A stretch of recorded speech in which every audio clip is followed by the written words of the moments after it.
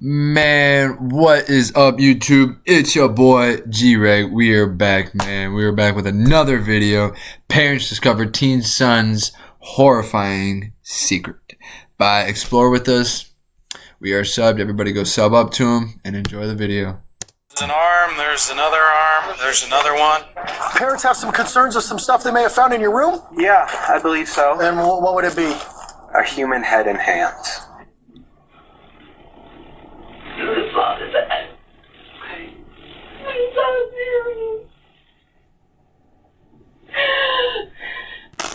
Now, this is John. What's the address emergency? Hi, there is an emergency.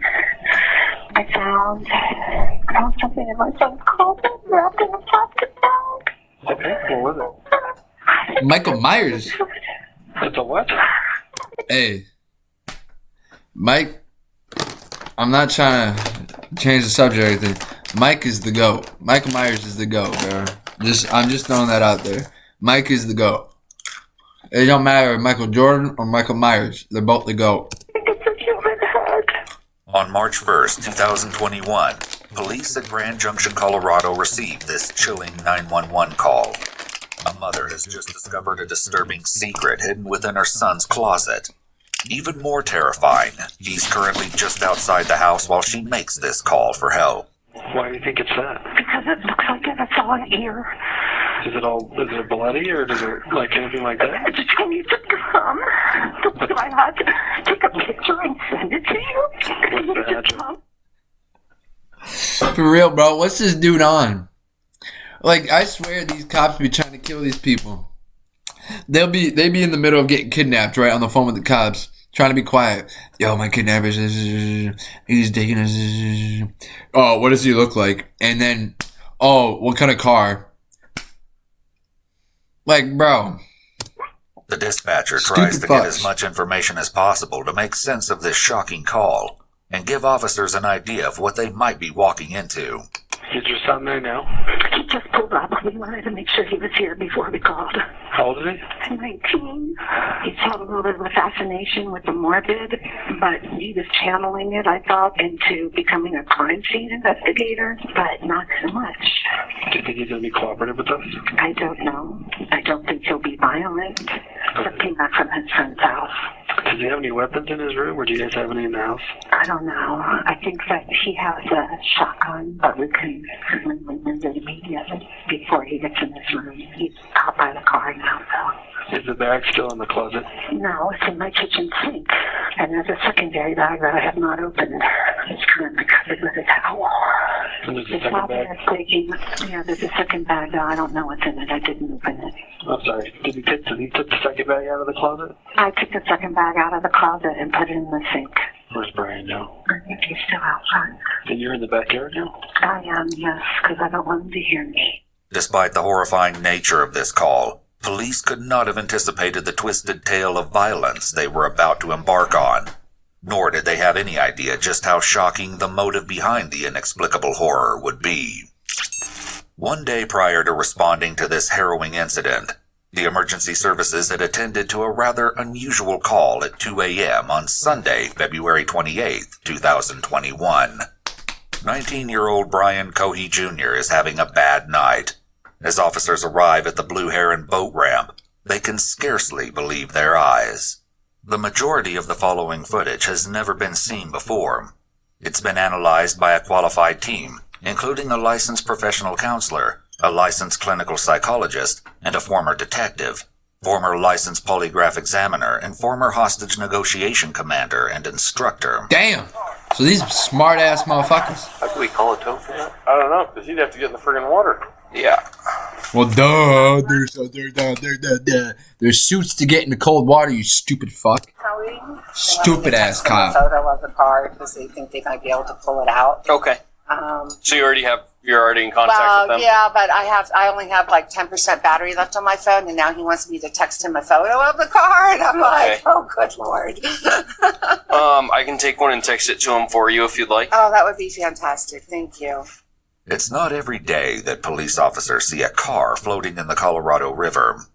To try and make sense of what they're observing, the officers speak to Brian's mother. He is an inexperienced driver. Okay. put his car here on the angle, and he got out and like just looked around for a moment, and when he went to get back in, he wasn't able because of the angle to pull it out. I don't know. He's right there. Okay, we'll talk to him real quick. Sounds good. Knock, knock. Hi, knock, knock. I'd love to show you what a K-12 powered school is really like.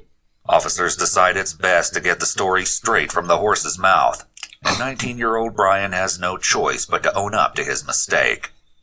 Little do these officers know, there's a sinister secret lurking in the background of this crazy story. What you mean? Is your son right here? Yep. Hey, partner, you want to come out and talk to me real quick? Sure, I mean, Appreciate it, I'm really cold. Is it okay if it's in here? Because That's fine. Because he is. Okay, that's fine. I did not know that. No, please stay in the car. All right. Okay, just us. I'm the father. That's the mother. This is our son. He's Sounds good. Anybody else in the car? Nope. Okay. just us. I'm the father. That's the mother. This is our son. That's the mother, that's the son. I know where he's crazy. I know where it comes from. Dude, anybody that talks like this, not a lisp, not a speech impediment, but like this. They talk like this. They're crazy. Sounds 20 good. minutes ago and said, Dad, I parked at the boat ramp and I messed up. I parked at the boat ramp. Parked at the boat ramp. Anybody like that? You're not hurt, right? You're okay? no, just a little Okay. cold is all. Beside your pride a little bit? And probably $7,000. Okay. All right, man. Do you have your ID with you, driver's license by any chance? Thankfully, What were you doing down here, bud? well, I felt like I needed to get out, and I figured, why not park here and just relax a little bit? relax and think. Okay. And I parked on the boat ramp, and I thought it would be easy to get out. Uh-huh. But when I tried to, Where did you park exactly? Were you down the hill a little bit? Yeah, just a little bit. Okay. And then When he got back in, go ahead. when I got back in, I tried to put it in drive, and it didn't go up. So then I tried putting it in low gear, shimmying it a bit. That didn't work. Were you facing down? No, at I this was point, or facing. were you I was facing facing this way? up. Okay. You back down? Yeah, a really good idea. It's a predicament so ridiculous that the responding officers can't help but laugh. How we're gonna handle this, man? Do I get a tow going for a car in the river and see if anybody will take this? I'm gonna work on that. I don't know, man. So I'm kind of glad you were coming down here because I was like, it's not a crash. He just It's like parked it out in the water. He parked it and basically couldn't get it up. It just lost traction, looks like, and then he actually went in it, down in the water. He's not hurt at all, so I'm like, how are you going to get this car out if possible? I don't know. The officers are convinced that this is a teenager's mishap. It will be some time. Pretty before easy they to get begin that shit out. suspect that I mean, there's anything more to this story. How the fuck than do you get a what they boat were out to the told. water? We're gonna get some options for you here, man. I'm not sure exactly if we're gonna see if we can go through the list if anybody's got some ideas on getting this car out of here or not. I don't know. I don't see a whole lot of cars that have put themselves in that situation, so we're gonna see what we can do. And, I'm actually the owner of the life jacket program on the boat ramp here. Mhm. I do all the life jackets. All right. In Grand Junction, Colorado, so it's like, oh my god, Alright, maybe he's not crazy, he just don't know how to talk. It happens. My bad. It happens. Faced with embarrassment over the whole ordeal, Brian's mother talks with the officers. Yeah, we made him wait till he was almost 18 before he got his driver's license because we didn't want him having any accidents like they do when they're 16 and 17. And Gotcha. stupid things. But stupid, he doesn't have an age limit, I guess. Yeah. Not gonna lie, this is my first time too. Really? It's a new one for me. I've never seen one of these either, so it's a new one for me. on my website, backing up when people back up their boats, I see accidents like when a truck goes accidentally in the water. Mm-hmm. Next, you know, the boat and the truck's in the water. No, that's not actually true. No, not at all. No, if your truck can't get off a boat ramp from being in the water, my grandpa, when it was high, when the river would be high, and we would have to because the ramp would be in the middle of the water almost, and you'd have to back your boat up to get to the ramp. Bro, yeah, your back tires would be in the water, bro. No, like, what the fuck, bro? You're stupid. Let me know if he does. That way, if not, we can try and get hold of a tow truck and go from there. No, it's at an angle. It's heading upriver. It's facing upriver. Yeah. Yes, the front of it is facing upriver. Oh, damn it. I'm sorry. It keeps losing the call. Ah! And he's like, I don't want to get wet. I don't have the proper clothing to go into the water and get wet. Yeah. Hey, Robert. Well, you know, I was just talking to the patrolman, and they're suggesting that we just adjust this in daylight hours. That's why they make the big bucks. They're smart. Nobody. All right, I'm not gonna lie, she's corny. If I'm out there, bro, I'm like, shut the fuck up and let's go. Let's get this show on the road. Your dumbass son don't know how to drive. I'm not gonna go any further. At long last, I guess you're trying to make everything willing cool. to come out to the river in the middle of the night, risk the frigid waters. With help on the way, they finish things up with the Cohees. If you guys want to stay warm, you're more than welcome to jump in that car and see where it's warm. Does he need to stay here? Or I'm sorry? is he free to go? I'm sure he'd like to go home and get warm. I'm sure you'd like to get some pants on. Yeah, right? Yeah, it's not a crash. It's Okay. It's just a stupid So. I don't. All right, I'm going to take him home and then we'll come back here and figure out what's what with this. Terry and Brian Sr. take Brian home, but they soon return without their son to the boat ramp. Nearly an hour later, the tow company is making progress. But as the car nears the shore, the officers make a disconcerting discovery. Hey, quick question for you. Sure. This back bumper, I don't know, you can probably see it from here. It's a lot of red on the back of that. Dripping down it all a little bit. That's underneath the license plate. A little area right there. Okay. A lot of red, which means it looks like blood. Blood? Yeah. I don't know if did your son hurt himself on his way out at all? He might have, he just didn't know it. I don't know. That's why I'm asking. It's a good question. He's at home. Does he make sure he's not got a cut or He's going to bed. something out on him somewhere that he's not aware of? Maybe because his adrenaline was a little high. Maybe just have him do like a self-check, make sure he's okay. Hello? Brian, are you okay? They see blood on the back bumper of the vehicle. Really? Yeah, did you get hurt? No. Are you sure you don't have any injuries? No, I'm fine. There's blood on it? We're not sure. We're not sure. It's a red, something red underneath the license plate. Similar blood stain. Oh, no. All right, but you're not injured. You don't have any cuts? No, I don't know what would cause blood or whatever it is on the bumper. But you're not injured? No, I'm not injured.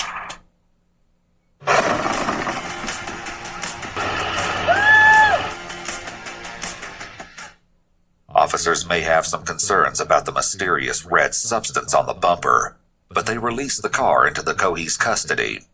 However, on March 1st, the next day, the police once again find themselves at the Blue Heron boat ramp. A homeless man by the name of Warren Barnes has been reported missing. Officers speak to the woman who called in the report. How do you know Warren? I own Monique's Bridal downtown, and I give him a chair to sit and read his books. When was the last time you saw him? Saturday, 5 o'clock. I said, I'll see you tomorrow, Warren, and he was like, okay, meaning he planned on coming down on Sunday, and then he did not show up. So I'm thinking if they saw him Saturday, maybe it happened more up there, because it's weird. He would never come down here. He would never come all the way down here. He doesn't have a camp down here or anything? No, he worked for People Ready, and someone found the wallet and called People Ready this morning, and they said that everything looked like it was in there, because he doesn't have much, and I just gave him $20 for beer, so I know that he had maybe a couple bucks. So they found his wallet just down here at the boat ramp? Monique Lunati has forged a special friendship with Warren over the years. So why did you W lady, honestly. today to report him missing? Because the place People Ready called to see if I had seen him, because he didn't show up for work, and he's never once not shown up for work in the 4 years he's been working for them. So I said no, and that I hadn't seen him since Saturday. Like, you hear that, man? He's homeless and he's working 4 years straight, bro. That's grind. That's a grind, bro. Unless he's using all of his money on drugs and alcohol, it sounds like the man's trying. I heard of them being down here. That's why I'm. And if she's obviously a high class citizen, like she's a business owner, she's taking care of other people, she's giving them money and shit. So I don't think she would do that just to some random guy. I think she actually knows he's a good guy and is helping him. There's no way he walked all the way down here in his wallet. So, in how many years? 4 years. Yeah, that's as long as I've known him. Officers soon find that Monique is not alone in her concerns about the missing Warren Barnes. Dude's a W, man. I'm not gonna lie. Homie's homeless and working, and he has a bunch of people that like him. Literally shows up every morning, every day without fail, like at 6 o'clock, sometimes a little sooner, and we always let him in before the customers. We give him free coffee. He's the nicest old man ever. See, W people, honestly, bro. And if this is the old man, bro, I'm gonna have some beef with this kid. So every morning it's around 6. Yeah. Without fail. Without fail. And he's the nicest guy ever. Rough looking, Excuse but me. he is the nicest guy. Monique gives officers a photograph of Warren in the hopes that it'll help with their search. Bro, looks like, if you want me to be honest, he looks like an old veteran, homeless veteran. When I went to college, bro, we had a few that live on the streets, and whenever we go out at the bars, you know what time, it would be like 1 to 2, you need to go get some food in you so you can go back. Bro, we would go to Punch, we get some burritos, we get some chips, we get whatever, and whatever we didn't eat, if somebody had a bag of chips left or a burrito left, I'd give them a bag of chips every time I went to, what was it's like the school lunch. They have them at every, what are they called? They're in, like, dorms and, just a bunch, wherever you can, like, school restaurants and shit. I get a free bag of chips and I give it to them every time. Every time I went there specifically, I would. But yeah, L Kid, bro. If he killed this guy, L Kid. That's the only one I have, and that's from June of 2019, so he's a little bit thinner. Okay. So who found his wallet down there? The lady from the place said that it was whoever runs the life jacket thingy. I'm actually the owner of the life jacket program when the boat ramp here. Okay. Well, thank you. Wait, whoa. Said that it was whoever runs His wallet down there. the lady from the place said that it was whoever runs the life jacket thingy. I'm actually the owner of the life jacket program when the boat ramp here. Okay. Well, thank you. Yeah, of course. I hope you guys find him. I hope he's okay. If anything, I just hope you find him so that we can start the next process, whatever. Because I don't know. I just have a really bad feeling. Monique's tone doesn't convey much hope, and with only an old photograph, police have very little to go on. However, things are transpiring across town. As it turns out, it was indeed Brian Cohey's father who called about the wallet. He found it in the most unlikely place, the now recovered Ford 500 that his son accidentally sank in the river. Wow. With her suspicions raised, Brian's mother goes into his bedroom to investigate. It's March 1st, 2021, the day after the car incident at the boat ramp, and Terry Cohey is about to make a horrifying discovery as she opens her son's closet. I think it's a human head. It's a what? I think it's a human head. Why do you think it's that? Because it looks like it's on ear. Shocked and terrified by what she's found in her son's closet, Terry Cohey nonetheless has the presence of mind to keep Brian in the dark while she gets police to her address. Deputies from the Mesa County Sheriff's Office arrive at Brian's address, wisely leaving their sirens off as they approach. This could have frightened the young suspect, and it's important to keep him calm for the initial interaction. What's going on, man? The deputy makes contact with Brian using a friendly, disarming greeting, which goes further to establish an atmosphere of calm. Of course, at the same time, the deputy is certainly scanning the area for any potential threats, as well as making sure that Brian has his hands where he can see them. Cooperate. I am going to cooperate. Okay, so parents have some concerns of some stuff they may have found in your room? Yeah, I believe so. And what would it be? A human head and hands. Do you have anything on you he's going to cut, poke, hurt, stick me anything without reaching for nothing? Don't reach for nothing. My phone and my wallet, that's okay. it. Well, I'm going to have you face that way. Put your hands on top of your head for me real quick. I just want to make sure you interlace your fingers for me real quick, all right? It's important that the deputy only ask enough questions to figure out exactly what is going on at the scene. And while this is not the kind of encounter that even a veteran police officer would be accustomed to, it's Brian's parents who must slowly absorb the shock of their son's admission. That's what I'm saying. Imagine he's a business owner. Imagine being a nice, hard-working fucking man, having a nice wife. The wife seemed nice. Yeah, she was corny, but she seemed like a nice woman. And then having this creep as a fucking son. They probably patted his ass, probably gave him everything he wanted, and he turned into this weird prick. I'm going to have you walk over here. You're going to sit in the back of my partner's patrol car for a minute, okay? Not yet. Okay. Just sit back there and hang out for me, okay? Bitch, what do you got? I'm no disrespect to female cops, but man, I'm not gonna lie. They should never be dealing with no dudes, man. Like I be on Twitter. I see all the videos of you guys just letting people go because you can't grab them or getting overpowered or anything, bro. Like you could seriously get hurt. I don't understand why we put these women that are 5'5" going to get drug deals or bust somebody or go fucking arrest or murder, anything like that. Why would they do that?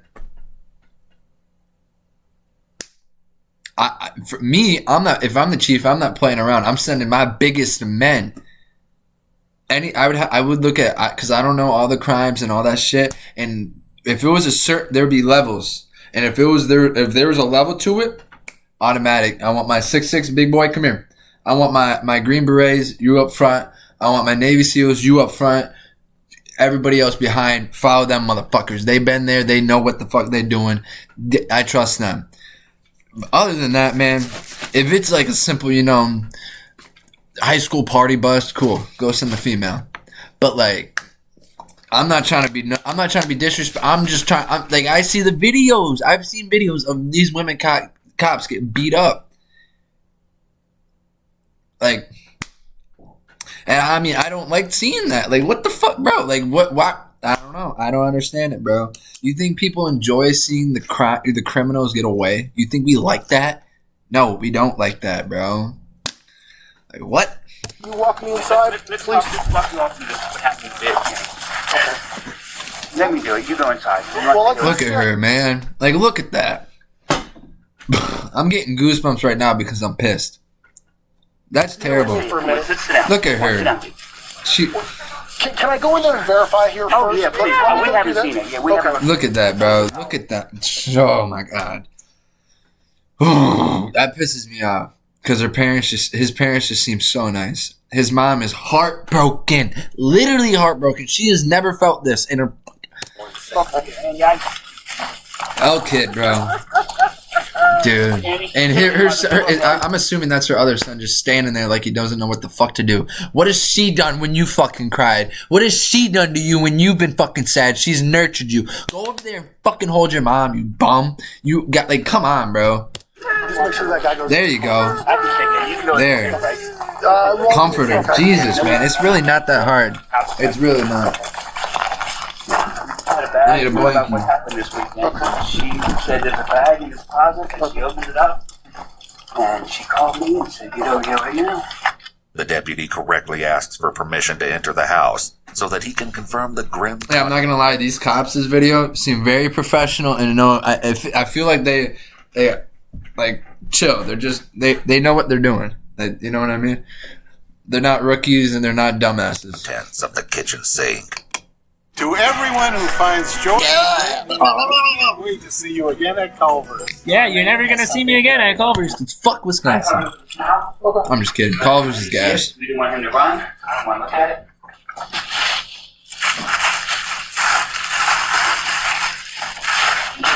Yeah? Just sit back there and hang out with me, okay? How are you? I'm good, sir. How are you? You said your name is Brian? Yeah. I'm not feeling too well. You're not feeling too well? All right. No, these past days I've been very, very anxious. That's understandable. I wonder why. Maybe because you murked an old man. Stupid bum. So what we're gonna have you do here is I'm just gonna have you get your eyes in the back. Okay? Why isn't he cuffed? Why is he not cuffed? Why is he not cuffed? Why is he not cuffed? Am I missing something here?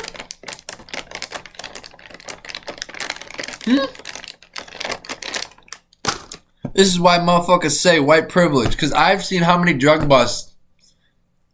Or you get out of the car. And you're getting pulled over. And you get out of the car. Automatic handcuff. This motherfucker. They suspect him of murder. And he's not in cuffs. And he's with the only female. On the air for you in a second. That way you're not too hot. Are you a hot-blooded or cold-blooded kind of guy? I am very cold-blooded. I prefer cold. Well, no, actually, sorry, hot-blooded. Hot-blooded. So you prefer the cold. Okay, fantastic. All right. So So hop in here. I know you're tall, so it's a little bit of a tight squeeze, but like I said, I'll get that air on for you. Sorry about that. All right. Our induction's been quite violent lately. The officer has no response to this observation. How you holding up, Brian? Okay. A bit thirsty? You guys have any water in your home? I can't make any guarantees we're going to be able to go in and get some, but I will get some water to you as soon as I can, okay? All right, Brian. We're headed to the sheriff's office, and your family's going to go with us, okay? She also doesn't respond on the way to the sheriff's office when Brian casually makes another chilling remark. It's under this bridge. Okay, Brian. Thank you. No problem, sir. So walk with me. We're going to walk right this way. Bro, right? put him in fucking cuffs. Put him in cuffs. Just do it. Holy shit. You're fine with me not being in cuffs. I'm fine with you not being in cuffs. Okay, thank you. Yo.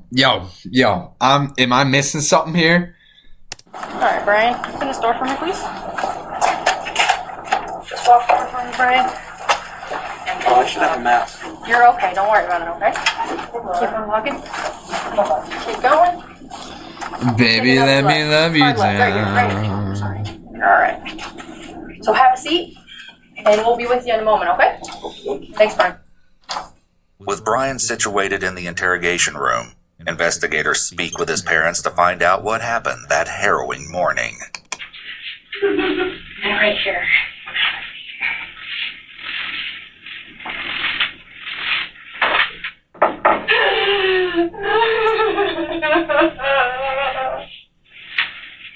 Just take your time.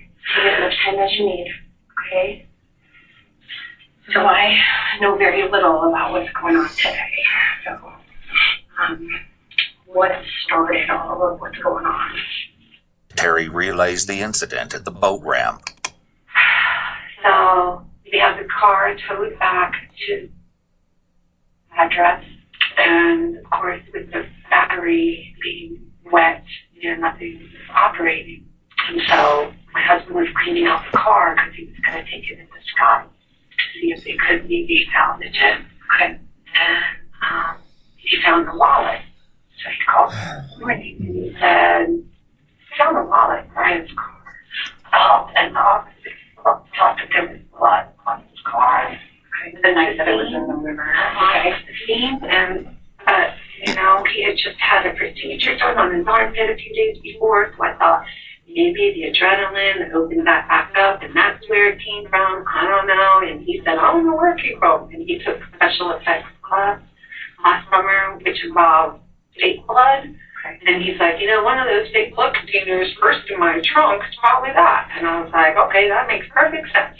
However, his father, Brian Cohey Sr., found something even grislier in the car's glove box and decided to confront his son. Went back out there this morning just to continue, and I opened the glove box, and there was a knife in the glove box. No water. The glove box is full of water. Very large knife. And then, as I go around the passenger door, I open the passenger door, and there's a wallet in between this door. And I open up, that's not Brian's wallet. It's frozen solid. That's not Brian's wallet. So I take it inside, and I end up getting one of the wads of cards out. There's a label ready. I read that, so I called label ready. And then another one, there was a social security card. I was like, hey, this is a weird call, but I've got a wallet here with so-and-so's name, and I'm hoping he works for you all, or he subbed him out or whatever. Oh, yeah, my one, we've been missing him. Yes, he didn't show up today. I'm like, oh, my God, now we've got a missing person.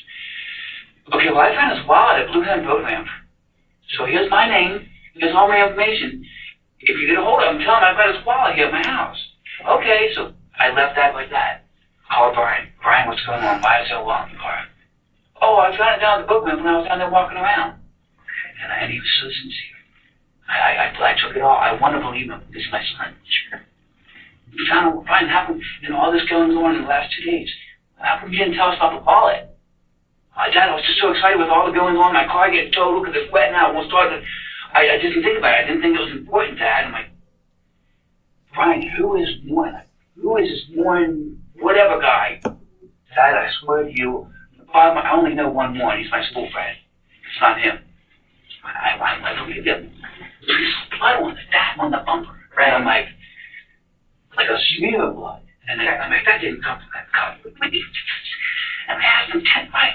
You tell him the truth. I knew.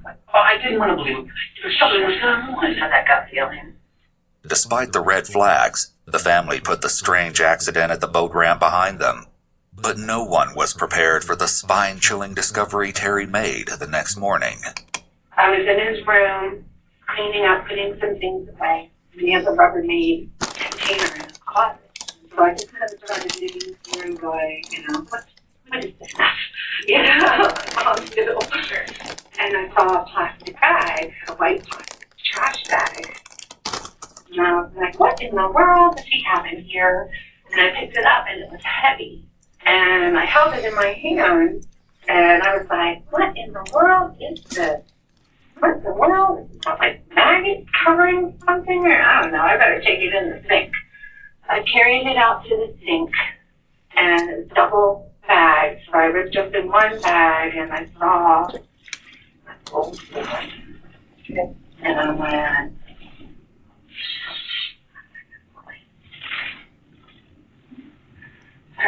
this was in the second bag. Really close to it.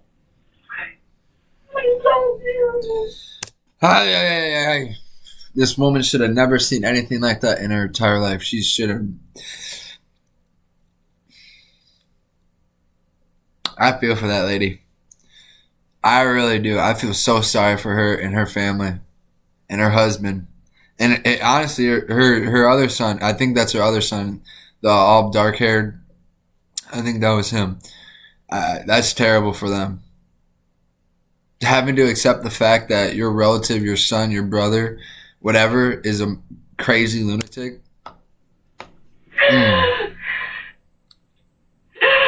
I wouldn't take that shit well.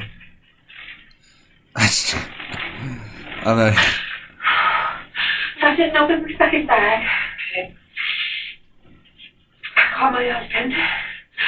I said, Brian Jr. had already gone over his friend's house. He said, Mom, I'm over to Kai's house. And I said, okay, but, don't be over there too long. He goes, yeah, I should only be over there maybe 3 or 4 hours. Just hang out with her. And I said, okay. This friend was Kylan Like, and police would speak with her shortly. So I called his father. And he said, hi, I'm speaking to Andy up from school. He goes, I think it's at 12:30. 12:30, whatever. I just said, you need to come over here right now. And then he said, okay, well, I got Andy with me. And I said, you need to come over here right now. And he said, okay, I'll be there in a few minutes. And he hung up. Kylan Like's mother, Heather Gale, recalled what she saw after Brian ended the call. And my only memory of that was the way he peeled out of the driveway. I actually have a picture somewhere on my phone of the marks when he left to go, because his brother called him, I guess, and said, I need my car back. We know, of course, that this was a ruse on the part of Brian's parents to get him back to the house after their horrifying discovery. Brian, my husband, was already there by that point, and he put a towel over top of his. There was not much working in bed. So we hatched a plan to call Brian and tell him that his brother needed the Mustang for a driving license because he's one of learners. And just as he pulled up, I called him report. And he kind of knew something was up. Dad, you ever feel like the day's going to change? He started saying things. I'm like, yeah, it just seemed really vague. Me and Andy were sitting there, and Mom was on the phone over there talking to 911. And it just seemed like it took forever. As his parents continued to speak with the detectives, investigators Pete Berg and Lisa Norcross joined Brian in his room. Over the next 2 hours, they will hear a shocking story of blood-curdling evil. And before the interview is over, they will even learn the dreadful truth about Brian's ill-fated trip to the boat ramp. Oh, thanks, Brian. Well, this is Lisa. She was calling. Hi, how are you? Okay, yeah. Good, thanks. Never really good. Okay. Trade any seats? Sure. Ooh, this is a special chair. No, this is a special chair because it's soft and I'm old. Brian is as cooperative and pleasant with the investigators as he was with the deputy who escorted him to the sheriff's office. But his nervous shaking and insatiable thirst indicate he is perhaps not as calm as he's trying to appear. The question is whether he's anxious about his fate or excited about his moment in the spotlight. One thing to keep in mind is that according to his mother, Brian is diagnosed with ADHD and autism, and leg shaking can be a normal stimulating behavior for people with these diagnoses. They read Brian his Miranda rights, and he agrees to speak with the officers. Brian, from here? Yeah. Where did you go to school? I went to Broadway Elementary School just across from my dad's house. Then I went to Brooklyn Middle School. Right. Graduated last year. Good for you. Okay. Do you work? Yeah. Where do you work at? Not even part-time. I was going to say part-time, not even. As a bagger / courtesy clerk for Safeway. I work anywhere from 2 to 4 days a week. It may seem at first glance that the detectives are engaging in idle chit-chat to set Brian at ease, but this is part of rapport building, and it's also crucial for them to establish early on that Brian has been handling responsibilities such as school and work, and is perfectly capable of carrying on a normal conversation. This will make it much harder for Brian to claim before a jury. My bad, I'm texting Matt, my bad. We're setting He was unable to tell right from wrong. How did you get here? I murdered someone. Okay. It seems that Investigator Berg was merely asking how Brian physically arrived at the sheriff's office. But Brian doesn't stand on ceremony. With a tone and head tilt that suggests he's bragging, Brian makes the ultimate confession. In fact, he's all too willing to discuss this horrific crime with detectives. So start back at the beginning and go slow and tell me as many details as you can remember. So? Because, I mean, Murray going to jail for the 15 years, probably? I have no idea. Because we're at the beginning. It's murder. I mean, I'm going to jail for 20, probably. But, so I figure, why fight it? Okay. So what's important to me is to learn as much about you and what you did as I can. Well, as many details as you can give me, the better. Brian's polite exterior only adds to the surreal depravity of his confession. He's somewhat... Yeah, I'm not gonna lie, he's kind of... He might legitimately be... He might have a I'm not trying to say... I ain't trying to say people deserve that excuse. I'm just saying he might actually be a little crazy. A unique suspect. Yeah, it was the night of February 27th. It was a full moon. And I figured I could see so well, why not try it out? I am in a bad state of mind at that time. I have major depressive disorder, so I am not thinking something positively. Okay. And I'm cruising around for an hour and a half. So I fill up on gas halfway through, and I'm eventually driving underneath the bridge near the sheriff's office. I'm bad with words. I'm just... By the way, I'm a habitual late shaker. I have a question. Mm-hmm. You some people who have committed crimes like me, do we stay in this county jail or are we moved? It all depends on what the judge says. Brian maintains his spirit of cooperation, but he's clearly concerned about what happens after this interview is over. It's interesting to note how... Yeah, it's going to start hitting him. Once he gets in that first cell block, it's going to hit his ass real quick. And then once he hits a I never experienced this. Once he hits a real prison,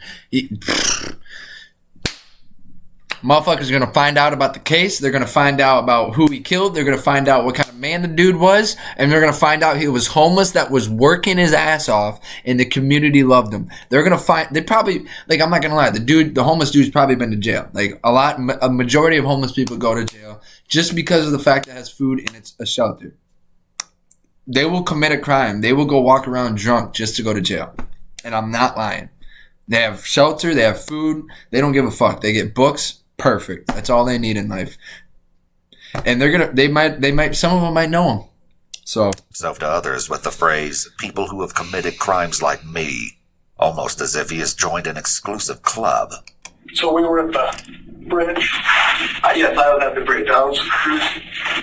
How do you like that? There's a road underneath, right?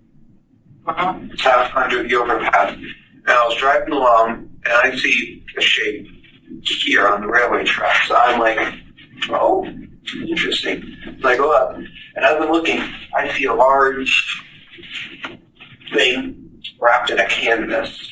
Okay. And I'm like, that's a homeless person. So I grab my knife, I put on 3 layers of gloves, because plastic gloves can betray their users because they're so thin, the vinyl gloves, by printing your fingerprints through.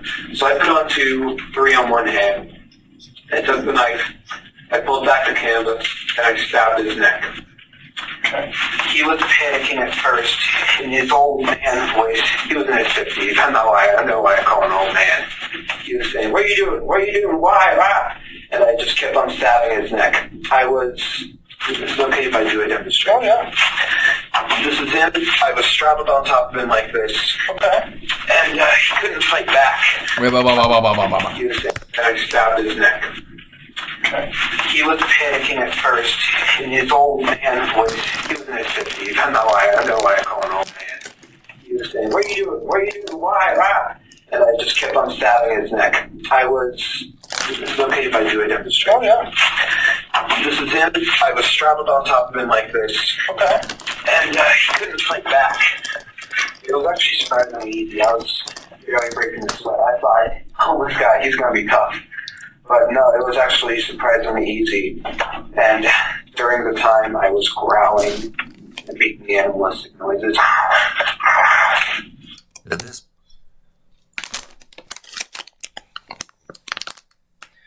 Boy.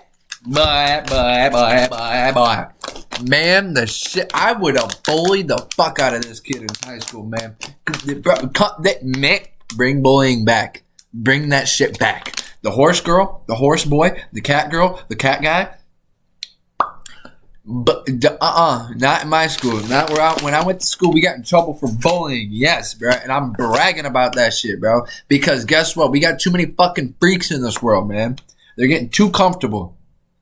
And 90% of those fucking freaks, those furries and shit,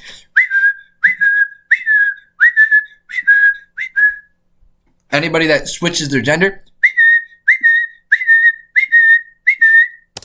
there can be no predators are the fucking freaks. Tell the investigators all about his horrific. Straight up, bro. I'm ready to have a daughter and find some freak in a bathroom. I'm gonna stand right at that fucking door. I don't give a fuck.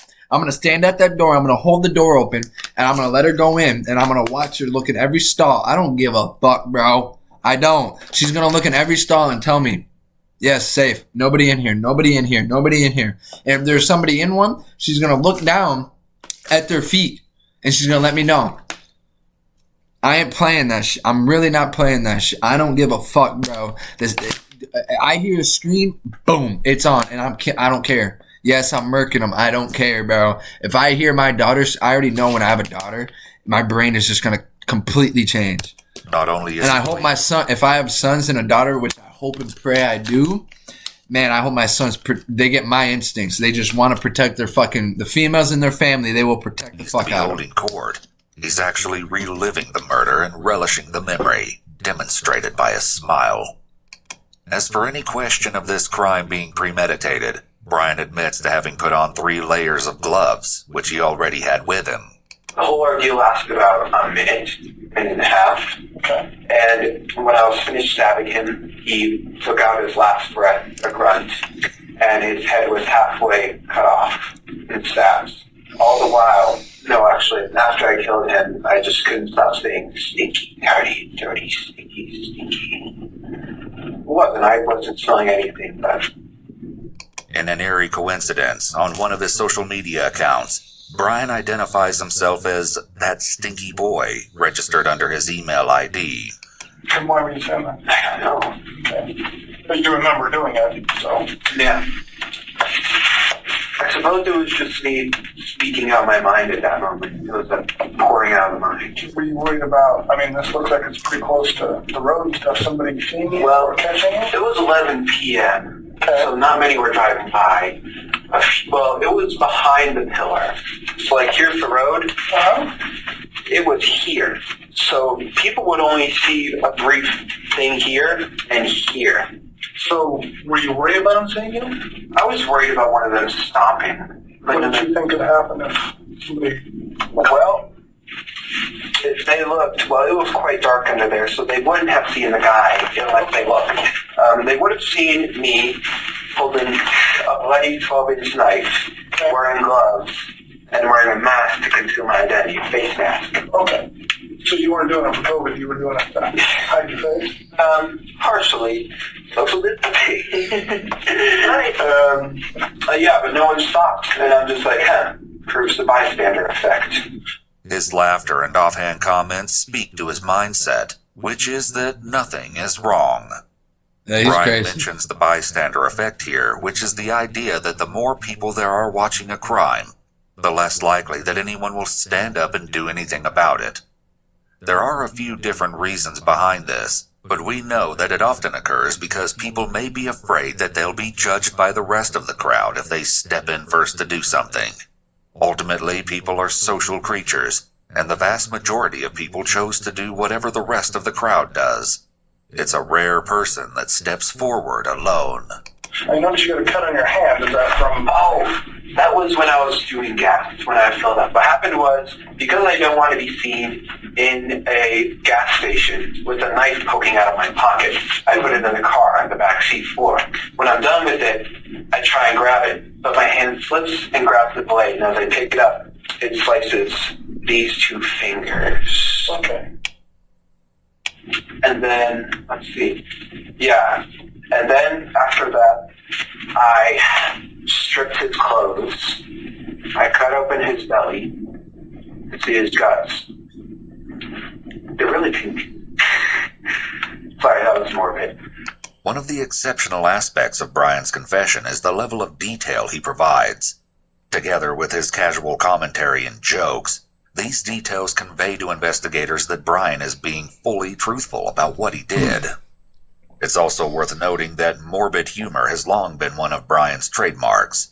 What about other kids in the neighborhood or on the bus? He didn't really, he had a couple of friends that he's had since elementary. I wonder why. But, he had a morbid sense of humor and would make jokes. And I'd say, Brian, that is not funny. He'd go, yeah, it is, Mom. You just don't get my sense of humor. In an interview with prosecutors, Kylan Like, who's known Brian since the 9th grade and whose house Brian was visiting just before his arrest, says that being provocative is a hallmark of his personality. When I first met him, he was very edgy, is the best way I can describe it. He loved to get a reaction out of people and say things that would make people have a double take. He wanted to go against the flow. His jokes were always in the realm of dark humor.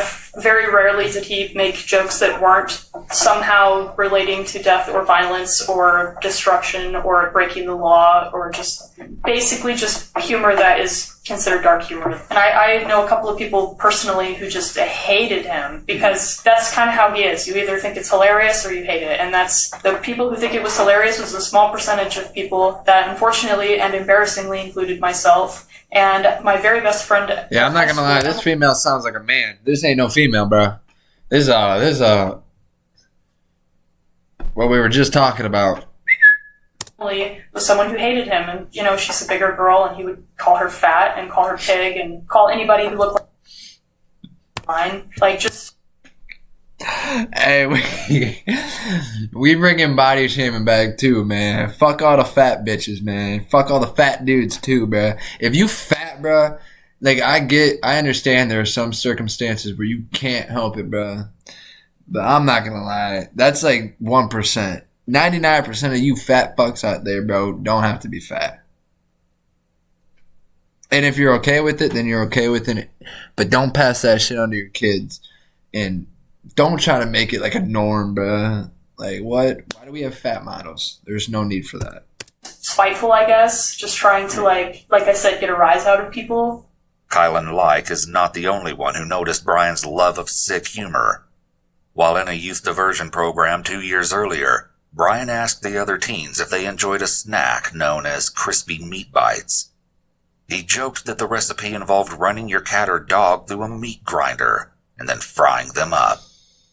Despite Brian's predilection for dark humor, Kylan's mom tells investigators that she never worried about her daughter being friends with him.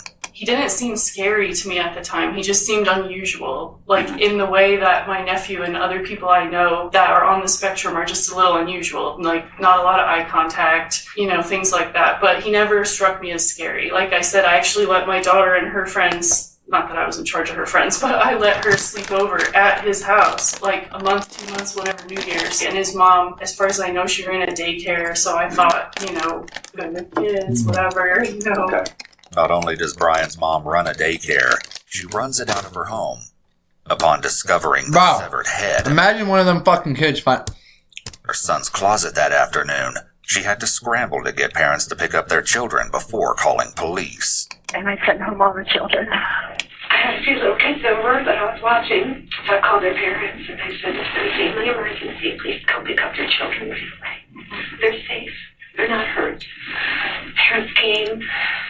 I hope everything's okay. And they took their kids home. Back in the interrogation room, Brian goes into further nauseating detail about the post-mortem mutilation of Warren Barnes. Destroyed his eyes by stabbing them. Okay. And then I cut off his hands. I put those in plastic Ziploc bags. And then I cut off his right arm at this joint and at this joint. And then at this arm, I tried cutting it here, and then I tried cutting it here. But what happened was I accidentally broke his bone. This one, it was poking out. And so I left that one here, partially cut, dismembered here, bone sticking out. And then I left his body there. And then I took the head, put it in a leftover box from dinner a few nights ago. And then I took the hands, put them in the back, drove home, hid the hands and head in my room, cleaned the knife, threw away the garbage with the blood on it, and then put the blood stained, wasn't stained, it had splatters on it. I put it in the dish, in the washing machine. What did you put in there? I put the outfit I murdered him in the washing machine. Yeah, bro, that's the same. I'm not gonna lie. He was trying to manipulate Michael Myers.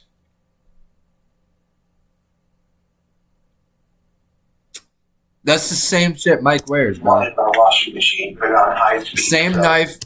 He had the mask. The same outfit. You'll notice again that not only is Brian's level of detail remarkable and disturbing, he talks about the steps he took to avoid getting caught.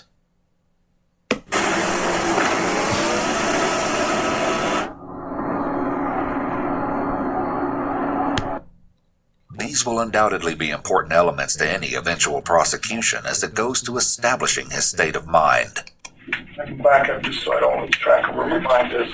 So you cut him open, did you cut his arms off, his hands off, all that before you went home? Yeah, before I went home, I tossed the armpits around. Like I took the right armpit, threw it out, took the left armpit, threw it out. So it's somewhere around that bridge? Yeah, but look in a... Because I know crime scenes can be a very wide area. Mm-hmm. You're going to want to look in a 10-foot area. So, like, this is a zoom in. So, here's the road. And here's where my car was parked. His corpse is here. The interview continues to get more and more bizarre. In addition to reliving the mutilation in full pantomime, Brian enthusiastically goes over the dimensions and location of the crime scene, as if he's a police lieutenant giving a briefing to his officers. I hope I'm being cooperative. Oh, you're doing great. So you could have just walked over here. I could have. There's no use trying to deceive Vaughn. So that's north, and you threw... What all did you throw while you were there? I mean, how many pieces am I looking for? There are 2 pieces of arm. This section and this section, just in this general area. I couldn't say where they are. Armed with information they've been fed from the interrogation, police officers descend on the area. There they find a scene that will no doubt haunt them for the rest of their lives. It's right here. Yeah. Because there's an arm. Hey. female cop starts to laugh when she sees an arm. It's unfortunate that the family and the court will hear this. There's an arm, there's another arm.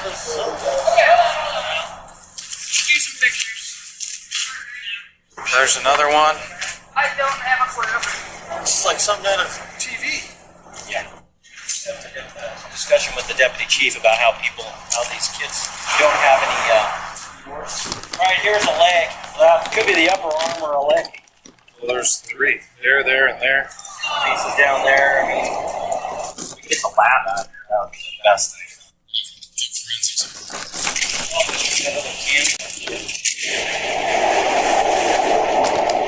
Holy hell.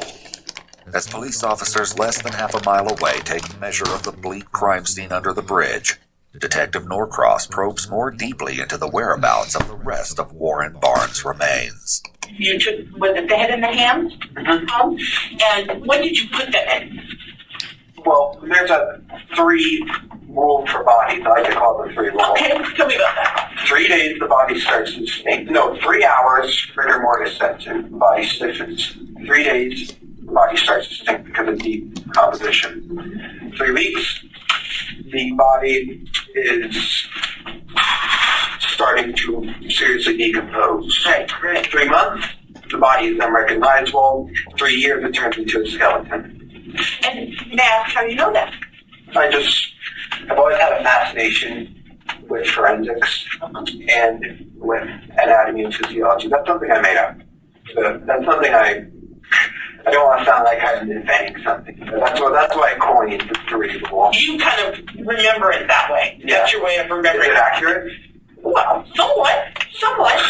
So, This segment is fascinating for a number of reasons, not the least of which is the remarkable display of skill on the part of Detective Norcross, who makes Brian feel as though she's mesmerized by his account of the 3 rule. She gives him a moment of validation at the end, and Brian's satisfaction is obvious. His ego is stroked and he feels that he's earned the approval of the detectives. yeah, so what did you have the head and the hands at your house? The head, I put, because it was starting to stink, I was planning on throwing the head and hands away. On the trash bag, and not in the kitchen trash. But they were both in trash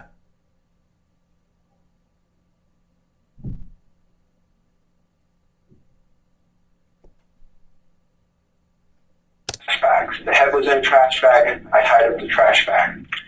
Hands, I put in a trash bag as well. They were in Ziploc bags. And I was planning. Do they sell empty paint buckets? I was planning to buy an empty paint bucket, put the head in it, seal it, and then I was going to throw it off in some dish. Okay. The hands I would throw in a different spot, wherever. I'm sorry, I just want to make sure I have it right. The head is inside of a trash bag. It was. Well, where is it now? In the kitchen sink. My parents searched through my room and they found the head and hands. Okay, and so are the head and the hands in the kitchen sink now? Last time I checked. Okay, so they're in the kitchen sink now because your parents put them there. But they were in my closet. As of now, investigators have only found a head, hands, and several pieces of arm. That leaves the mystery of where the rest of Warren Barnes is.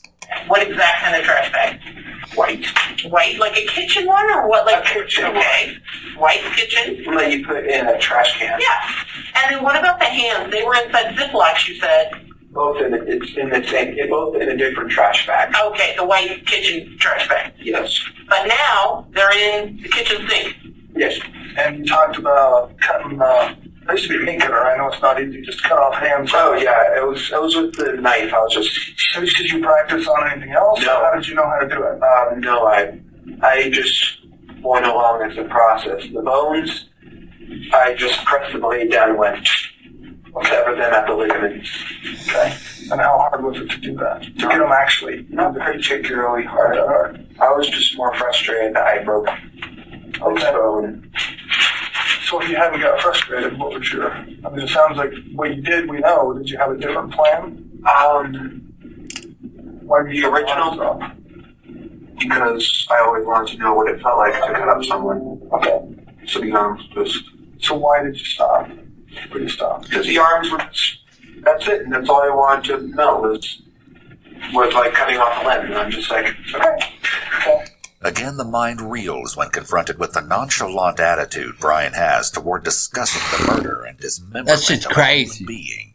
And you said you studied criminology and forensics and all that? Not college study or school study. It's like a passing interest. I understand. But what were you worried about, like leaving evidence behind? Oh, God, totally. Tell me about that and what you did then. Well, I was figuring the police don't. This is not to be taken offense, but police, they don't seem to care as much about high-risk individuals, homeless people, prostitutes, etc. So I was deliberately looking for someone who lived that type of life. Okay. And I found a homeless person, and the original goal was just leave him there. But I was worried about the fibers on the outfit I was wearing that would be on his clothes and stuff. So I deliberately messed up the clothes. This is an outstanding amount of premeditation for a youth offender. It's a shocking amount for anyone, but Bro, my particularly brain's because gone. of his age. His executive functioning is years from being developed, and yet he's thought so much of this through. It's chilling to think what he may have been capable of had he not been caught. Life is expensive. Don't have to be. That's why over 75 million. Brian remains engaged, casual, and even jovial as he describes his mindset on the night of the murder. His detailed concerns about getting caught will make it very difficult for his lawyers to mount an effective insanity defense. According to Kylan Light's mother, Heather Gale, this isn't the first time that Brian talked about choosing a victim on the outskirts of society. Anything else things you've heard from Kylan come to mind? She told me that he had mentioned that he was going to kill a homeless person because nobody would miss them and he could get away with it. Yet once in an interview, Kylan tells a different story.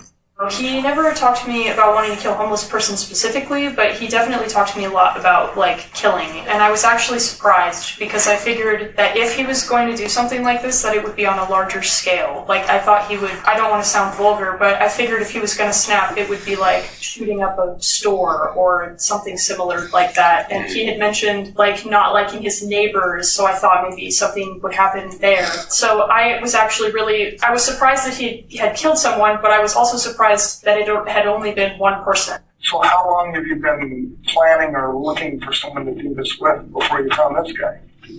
About a year. About a year? No, 6 months. Brian's internet search history adds an interesting element to this as he looked up homicidal thoughts every day and how to cope with murderous thoughts. So you come close or seen somebody or chickened out or anything in the past? No. I mean, I was looking for a deliberately secluded place like that one. I wouldn't just go up in Clifton and find someone walking down the street and stab them. No, that's too public. Everyone sees that. Well, have you looked at the homeless places or anything in the past? I have, yes. I will go on night drives often, maybe once every 2 weeks. And I'll just peruse the streets. So before this guy, how close have you come in the past? Not at all. You just drive around and just try and find. Is anybody interesting? No. In your mind, thought of a plan? Well, occasionally when you see girls walking down the street, I take a glance at them because it really is like Ed Kemper, where half of me says, "Well, I'm quite inept with women. I'm being honest. I'm no Casanova." But half of me says, "I want to take that girl home and make her feel nice." And the other half of me, it's just like what Ed said, is I want to see what her head looks like on a stick. Brian is describing a mindset that's detestable, yet he delivers it with a smile and a laugh. His obvious excitement in describing both his mindset and the murder raises questions about his psychological Dude, I history. can't even comprehend As this well, shit. another internet search Brian made reveals that he may have considered other sickening plans as well, as he searched for how do people react to a home invasion. However grisly Brian's sense of humor might seem, it's again worth noting that it's a trait his friends are familiar with. One of Brian's friends, Patrick Rahor, spoke with police. our whole friend group was like really weird. We were like all of those. We were just a group of people like didn't really fit anywhere else and ended up like finding each other at different points throughout school. We were just all kind of weird together, and so like the off-filler stuff and like anything that like seemed weird, I just kind of like took for Brian being Brian and just kind of tried to accept it. However, even his friend must admit that Brian was different. Our friend group would joke about if there was one of us that would like be a killer, it would be him, but it was like meant as a joke and only as a joke. I don't think any of us actually thought that something like that would or could happen. If his friends thought this, was there a chance that his parents did too? Tell me about Brian. Does he have any kind of mental issues or disabilities? At 5, you were told he had ADHD. So we put him on ADHD medicine. He didn't get it during summer or weekend when he went into Same thing with me. He started exhibiting antisocial behavior, just saying things to get kids riled up and thinking this way. And then when we switched to Fruita High School, he did okay in 9th grade, 10th grade, he got in a lot of trouble, a lot of behavior issues. 11th grade, we had a big meeting and they said, kids don't get you. So we put him in R5. We took him and did some testing for ADHD and whatnot through Division of Rehab. And the doctor had said, yes, he's ADHD. Yes, he's autistic. Yes, he's this. Oh, and there's some indications that he should get further testing because of potential psychosis. And what's that? I asked about referrals and calls. There's feels like. Chat, I'm not trying to be weird though, but there's like there's something in my fucking nose right now, man. Okay, well, it seems to be doing good. You know, I don't know what it is. He works a safe way. When I'm running on fumes, I always refuel at Raising Cane's. Raising Cane's chicken. Canes, you should promote your fucking chicken strips, not a fucking gymnastics person. Here's one love. This is work-life balance with Betterment, the automated investing and Ain't nobody savings give a app. fuck. We automatically rebalance your stock. Cool. And he's been working there for a year in August. And he's there part-time. And he said he's not taking his medication, or is he on medications now? He's on ADHD medicine. Okay. That he takes before work on his part-time job, and he takes sertraline, which is an anti-anxiety, antidepressant. Okay. So he's been diagnosed. And to the best of your knowledge, is he actually taking them? Like, do you watch him take them? I don't watch him take them, but I have an alarm set, and every night at 10 p.m. I say, Brian, take your medicine. And he says, I know, I am. And as I looked at his pill container, I mean, it's going, you know, seems to be going down. So I assumed he was. About, I'm thinking 3 years ago? I'm guessing, I don't know. Because he had him going to counseling, he was going to counseling, and he just thought about it, it just came across his head. It was just, and I think everybody thinks about it, but I just want to remember one of the times when he was really lonely and that was an issue. You know, we were kind of concerned about that. He made jokes about making deuces or doing that and doing that. Okay. But I don't know, I just played it off as normal talk, but I'm like, you know, Brian, we wouldn't, you know, I didn't know the depth of the water. I don't understand. He's obviously sick. He's obviously very sick. We've noticed weird things about him. He gets cold. Just he looks at me and he has this cold look on his face. Just like he's been so far, Brian makes no qualms about admitting his battles with mental health. You say you have a major depressive disorder? I'm just curious what those are. Well, actually, I have several. I have high-functioning Asperger's. I have ADHD. And major depressive disorder. Okay. Major depressive, so you were wondering what that last one is? Yeah, I know what they are. I was curious, what the exact diagnosis was and who diagnosed them. They tested me for autism for a formal diagnosis, like Asperger's, which is high-functioning autism. Yep. And they also said I was schizo something. That isn't me misremembering. They just said you're schizo something, whether that be schizophrenia, schizoaffective, schizotypal, or schizoid disorder. They said I had something that was schizo. The detectives are once again trying to delve into Brian's psychology, attempting to prove that he knew right from wrong at the time of the murder. His search history adds another layer to his story as he looked up extreme paranoia, schizoid and paranoid personality disorder, and avoidant personality. I've never formally diagnosed as anything like that. Do you feel like you had that? I don't know. Impossible to tell. Self-diagnosing is foolish. Yeah. But do you know, schizophrenia is pretty clear because people recognize they have a different personality in them. I don't have any hallucinations. Okay. Alright, chat. Here, we'll actually finish up. We'll go to an hour and then I gotta end it. It's gonna be part 1. Years ago, I thought I was obsessed with people staring at me. I felt people watching me from every window. The birds were looking at me, watching me for greater purpose. That was a delusion, I suppose. Right. But you don't have times where you feel like another personality is in your body? No, I remember all this. No, that's dissociative identity disorder. Right. Schizophrenia is. Well, you have multiple people talking to you at the same time, kind of a thing. No one was talking to me. There's a very good reason they're asking these Yep. They just got his ass. He's not crazy. questions. Because Brian said he has some kind of schizo diagnosis, they're trying to determine if he committed the crime under some kind of command hallucination, which may mean he could be deemed not guilty by reason of insanity. However, Brian denies any voices in his head. As well, his search history goes far in showing exactly what he was thinking about in the lead up to the murder.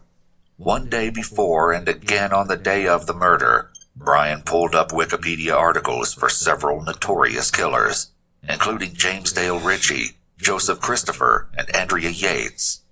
In the month leading up to the murder, he also looked up topics such as how do people react to being held at knife point, how deadly is a neck stab wound, and he read an article about the killing of a homeless man in Baton Rouge. What do you think would happen if you got caught? Well, I figured my mother would have confronted me about it, but no, she didn't even say it. Do you know who the person was that you killed? No. I took his wallet. I didn't look at it. I just picked it up, briefly scanned over it, and put it in my car. Apparently, it was Warren.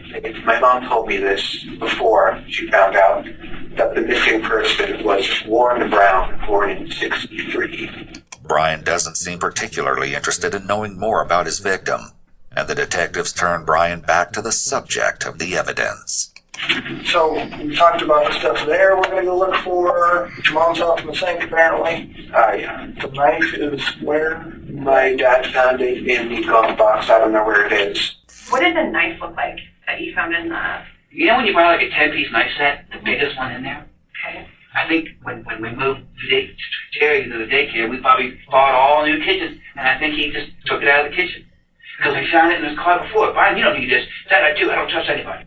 Okay. You don't find any blood or anything on it. I cleaned it.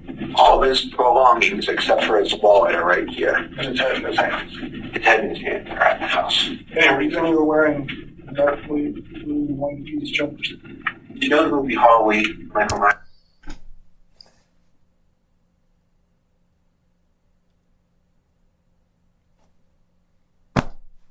I love the fucking movie. I love not that much. Not that much. He wears one of those, and for Halloween last year, I bought that as a costume to find the mask in the room. Okay. And I just associated that piece of that article of clothing with violence. That's why I was wearing it that night. Yes. As horrifying as all of this is, nothing they've heard so far can prepare investigators for the rest of the seismic revelations to come. First, however, detectives... That will do it. We are going to end it right there. That seems perfect where we're ending it off. This is part 1. I will be back with part 2. I'm going to go hang out with Matt.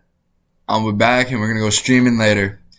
But I love y'all. I hope you guys stay safe. Stay away from fucking weirdos like this.